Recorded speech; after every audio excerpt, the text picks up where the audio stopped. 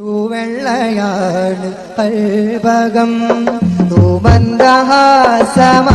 മുഖം തേരിന്റെ കാവലാൾ ഹരം പേരോടുസ്താദോരിലാദരം. സുഹൃത്തുക്കളെ, ഇന്ന് രാവിലെ തന്നെ FB തുറന്നു നോക്കിയപ്പോൾ കണ്ട മനോഹരമായിട്ടുള്ള ഒരു വീഡിയോ ആണിത്.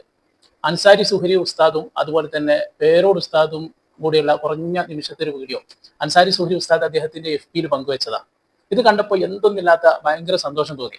അൻസാരി സുഹരി ഉസ്താദ് തന്നെ അതിന്റെ ടൈറ്റിലായിട്ട് ഇങ്ങനെ എഴുതിയത് തന്നെ എങ്ങനെയാ: അഹ്ലു സുന്നിയുടെ കാലത്തിന്റെ കാവലാൾ, സുന്നി കൈരളിയെ ഈമാൻ കവർച്ച ചെയ്യുന്ന വ്യാജ സിദ്ധരിൽ നിന്നും വ്യാജ ദുരീകത്തുകാരിൽ നിന്നും കാത്തു സംരക്ഷിച്ച കാലത്തിന്റെ കാവലാൾ, നാദാനി ആഫിയത്വം ആരോഗ്യവും നൽകിയാണ്, ആമീൻ. അപ്പോ ഇത് കണ്ടപ്പോൾ എന്തൊന്നില്ലാത്ത ഭയങ്കര സന്തോഷം തോന്നിപ്പോവാണ്. കുറച്ചു കാലങ്ങളായിട്ട് പേരോട് ഉസ്താദിനോട് ഭയങ്കര ബഹുമാനം തോന്നിപ്പോകുന്നുണ്ട്. അതിനുള്ള കാരണം തന്നെ ഇതാണ്. വ്യാജ തൊരീക്കത്തുകാർക്കെതിരെയൊക്കെ ഉസ്താദിന്റെ ആ മുന്നേറ്റം നമ്മൾ കണ്ടതാണ്, അല്ലെ? നമ്മളൊക്കെ തെറ്റിദ്ധരിച്ചു പോകുന്ന ഒരുപാട് പ്രവണതകൾ ഉണ്ടായിരുന്നു. അതിൽ നിന്നൊക്കെ ഉസ്താദ് പറഞ്ഞു കൊടുക്കേണ്ട സമയത്ത് അതാത് രീതിയിൽ പറഞ്ഞു കൊടുത്തിട്ട് അൽഹംദുലില്ലാ. അതുകൊണ്ട് തന്നെയാണ് നമ്മുടെ അഹ്ലു സുന്നത്തി വൽ ജമാഅത്ത് അതിന്റെ തനതായ രീതിയിൽ ഇന്നും നമ്മുടെ ഇടയിൽ നിലനിൽക്കുന്നത് എന്ന് പറയേണ്ടി വരികയാണ്.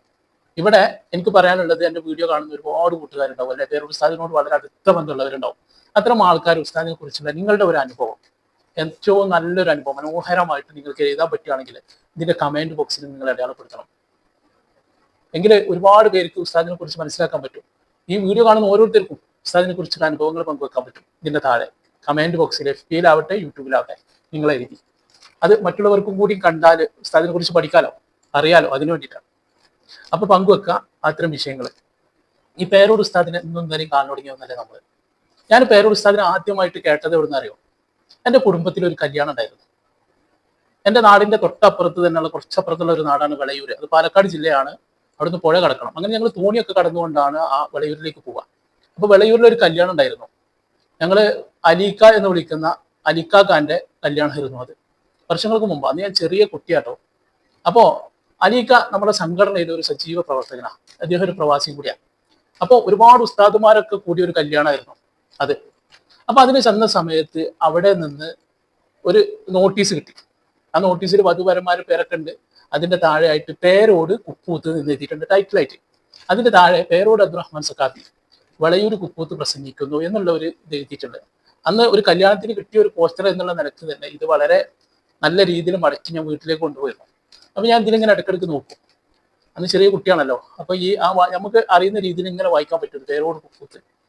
അപ്പോ ഈ പേരോട് അബ്ദുറഹ്മാൻ സഖാഫി വളയൂർ കുത്തുപൂത്ത് പ്രസംഗിക്കുന്നുണ്ട് എന്നുള്ളത് എനിക്ക് മനസ്സിലായി. അപ്പൊ ആരാണ് പേരോട് എന്നൊന്നും നമുക്ക് അന്ന് അറിയില്ലായിരുന്നു. പിന്നീട് നമ്മളിങ്ങനെ പേരോട് ഉസ്താദിനെ കുറിച്ച് അറിയാണ്. ഉസ്താദിന്റെ പ്രഭാഷണങ്ങൾ കാസറ്റ് വഴിയൊക്കെ കേൾക്കുകയാണ്. അന്ന് മുതൽ തന്നെ ഉസ്താദിനോട് ഭയങ്കര ഇഷ്ടം തോന്നിയിട്ടുണ്ട്. ആ പ്രസംഗങ്ങൾ കേട്ടതിന് ശേഷം ഉസ്താദ് പറയുന്ന ഓരോ കാര്യങ്ങൾ കേട്ടിരിക്കും, അല്ലെ?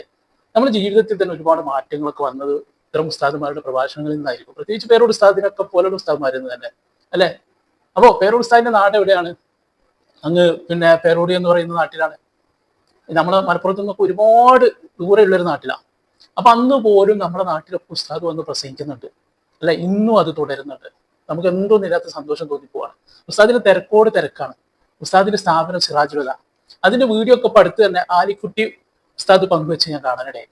എന്നാലും ഉസ്താദിന്റെ സ്ഥാപനത്തിൽ പോകണം എന്നൊരു ആഗ്രഹമുണ്ട്, ഇൻഷാ അല്ലാഹ്.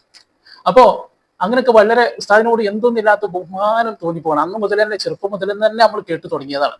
അപ്പൊ അതില് നമ്മൾ ഉസ്താദിന്റെ ഒരുപാട് വിഷയങ്ങൾ, അതിൽ വഹാബികൾക്കെതിരെ മൗദൂദികൾക്കെതിരെ ഒക്കെ ഉസ്താദ് പ്രസംഗിക്കുന്ന ഒരുപാട് വീഡിയോകൾ, അത്തരം തെളിവുകൾ കൊടുക്കുന്ന വീഡിയോകൾ, കിതാബ് എടുത്തുകൊണ്ട് പറയുന്ന വീഡിയോകൾ ഒക്കെ നമ്മൾ കാണുകയാണ്, അല്ലെ? ഇപ്പോ വ്യാജ തുരീക്കത്തുകാരൊക്കെ ഉസ്താദിനെതിരെ ഉറഞ്ഞു തുള്ളുകയാണ്, അല്ലെ? കാരണം ഇത്തരം ആളുകൾക്ക് ഒരു നിലനിൽപ്പില്ല ഉസ്താദ് കാരണം. ഇന്നും ഉസ്താദിന്റെ ഓരോ വാക്കുകളും ഉസ്താദ് എന്തെങ്കിലും പറയുന്നുണ്ടോ എന്ന് നോക്കിയെടുക്കുകയാണ് ഓരോരുത്തര്. കഴിഞ്ഞ ദിവസം ഒരുത്തം ഉസ്താദിന്റെ ഒരു ലൈവ് അവിടെ ഡിലീറ്റ് ആക്കി എന്ന് പറഞ്ഞാൽ അതിന് ഒച്ചപ്പാടുണ്ടാക്കുക. നോക്കി നിങ്ങൾ, അതിലെന്തെങ്കിലും ഉണ്ടോ എന്ന് നോക്കിയിട്ട് അതുപോലും വ്യാഖ്യാനിച്ചുകൊണ്ട് പൊതുസമൂഹത്തെ വഞ്ചിക്കുന്ന ചില ആളുകൾ. ഉസ്താദ് എന്താണ് പറയുന്നത്? ഉസ്താദിന്റെ ഓരോ പ്രസംഗത്തിലും അതിന്റെ തുടക്കം മുതൽ ഒടുക്കം വരെ ഇന്ന് കേൾക്കുകയാണെങ്കിൽ നമുക്ക് ഒരുപാട് അറിവുകൾ കിട്ടും, അല്ലെ? ഇവന്മാര് കട്ടുമുറിച്ച ക്ലിപ്പ് കൊണ്ട് ഉസ്താദിനെ തെറ്റിദ്ധരിപ്പിക്കുക. എന്താണ് ഉസ്താദ് അതിന് പറയുന്നത്? ശരിക്കും പോലെ ഉൾക്കൊണ്ടാല് അതിന്റെ കാര്യങ്ങൾ ഏതൊരാൾക്ക് മനസ്സിലാവും എന്നുള്ളതാണ്.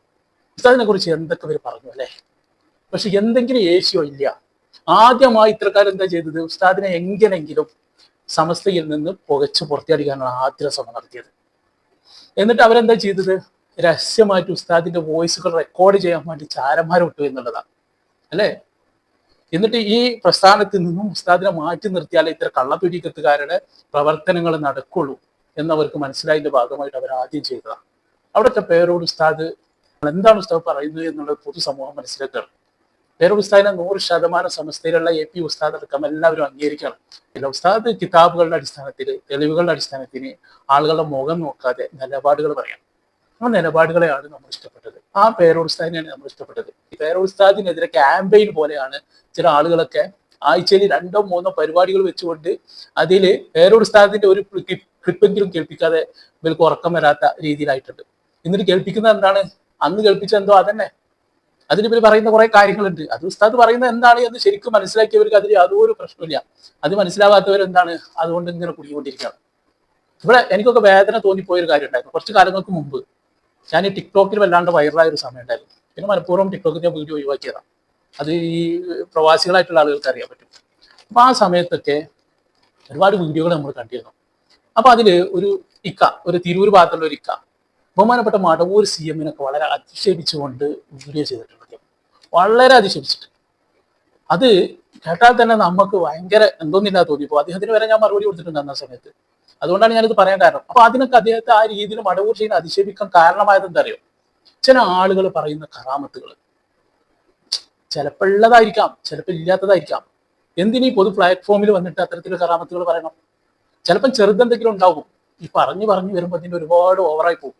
അത് ആ രീതിയിലാണ് ജനങ്ങൾ ഇങ്ങനെ പ്രചരിപ്പിച്ചുകൊണ്ടിരിക്കുക. അത്തരം ആളുകൾ തന്നെ ഒരു പ്രത്യേക ടീമിനെ നിങ്ങൾക്ക് അറിയാലോ, ഈ കറാമത്ത് ഇങ്ങനെ പറഞ്ഞുകൊണ്ടിരിക്കുന്ന ടീമുകൾ. ഇതാണ് ഈ ആദ്യം പോലുള്ള ആൾക്കാർ കേൾക്കുന്നത്. എന്നിട്ട് ഇവർ കുറ്റം കണ്ടെത്തുന്നത് ആരിലേക്കാണ്?